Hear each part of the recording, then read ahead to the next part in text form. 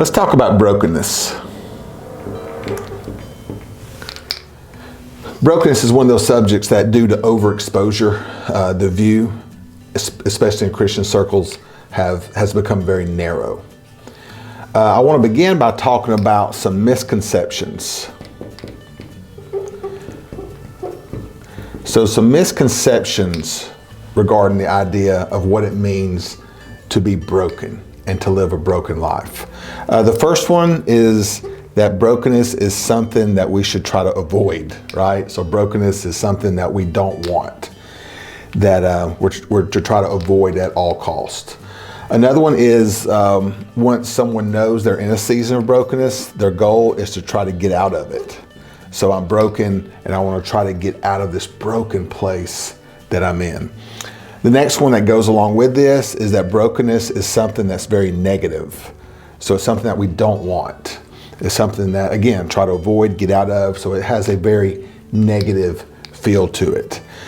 The next one is that God's primary goal for brokenness is just to get us to obey, to lead us to obedience. Now, in no way am I trying to minimize the importance of living an obedient life. However, trying to take the subject of brokenness and whittle it down just to obedience is like taking all of God's creation and whittling it down to one single flower. It means so much more than that. The implications go so much farther than just being obedient. Another misconception is that brokenness is very passive. That's not true at all. Now, if your false self is extremely busy, it may feel like this. If you embrace a broken life and God begins to lead you into stillness compared to what you're used to, it may feel passive. For others, brokenness is actually going to spring you into action, all right? So let's say you're a people pleaser and you just have a hard time saying no.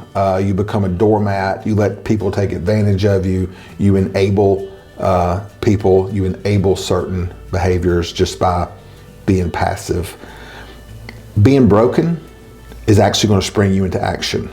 So a broken life looks like you start standing up for yourself. A broken life looks like you start drawing healthy boundaries.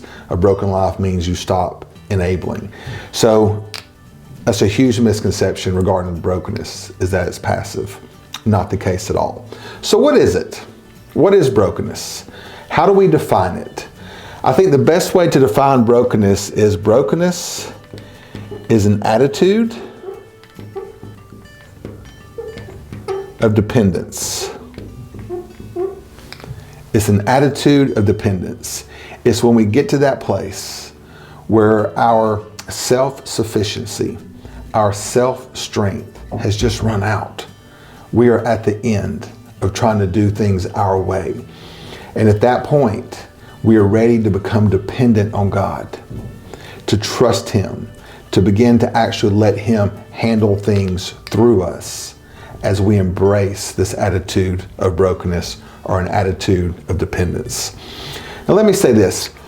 When it comes to subjects like brokenness, surrender, dependence, imagine a spider web. So imagine a spider web has 50 different strands. You pull on one strand, the whole web moves, right?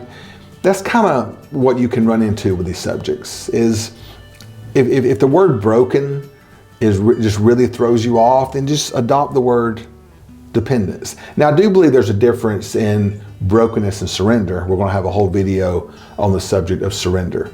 But that's basically what it is. It's an attitude of dependence. So what is being broken?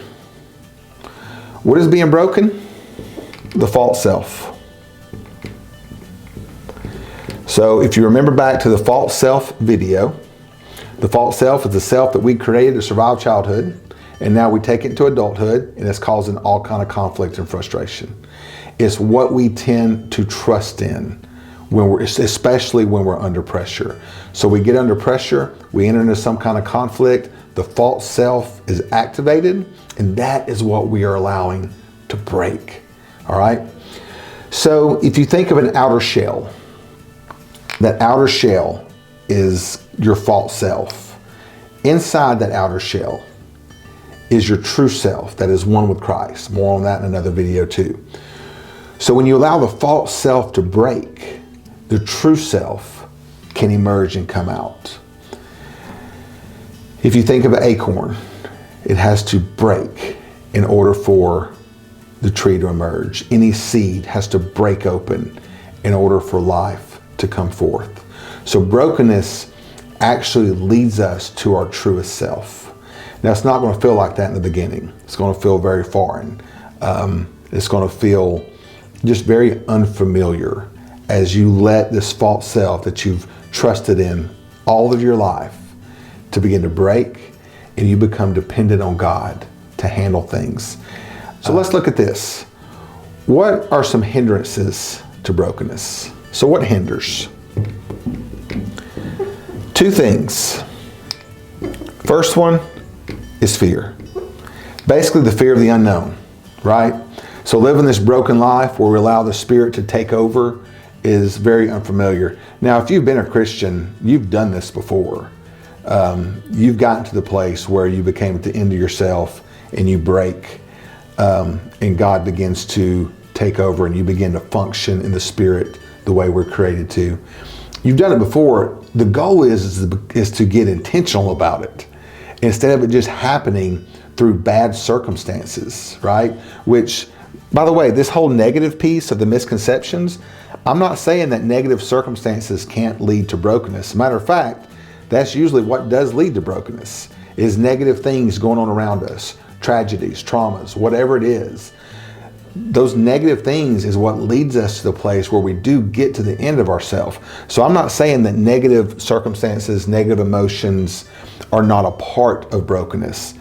They just don't define it, all right? And so, but once we get to that place where we know that the way that we've been functioning our whole life is simply not working, then there's the fear of the unknown.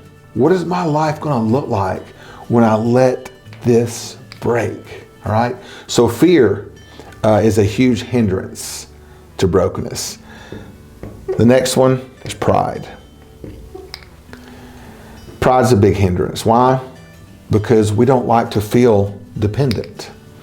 We even celebrate independence. We celebrate independence as a country, even our kids. So our kids are very dependent on us as they grow up, and or when they're small, and as they grow up, they become more and more independent. And we actually celebrate that. We say it's a good thing, it's natural, it's supposed to happen. And that's all well and good. But when we get to the place where we become independent from our need for God, that's when we're in trouble, right? And so pride tells us that we shouldn't need God, that we shouldn't need Him. We should be able to handle this on our own.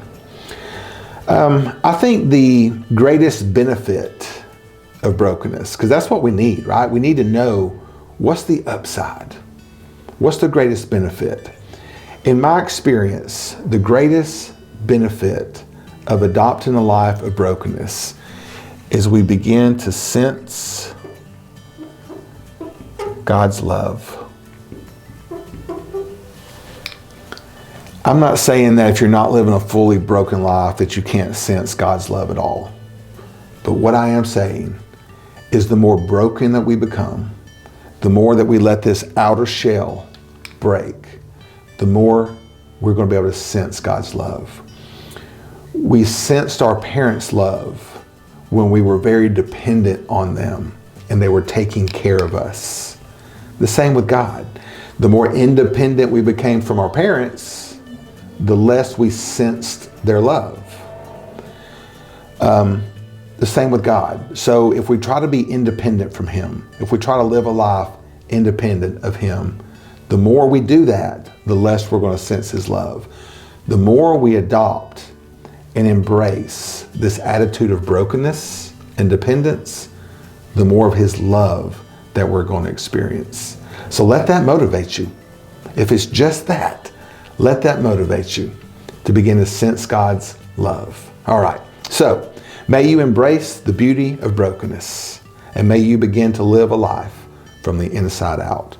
If this video has been helpful, make sure you click that like and subscribe button. Thanks for watching.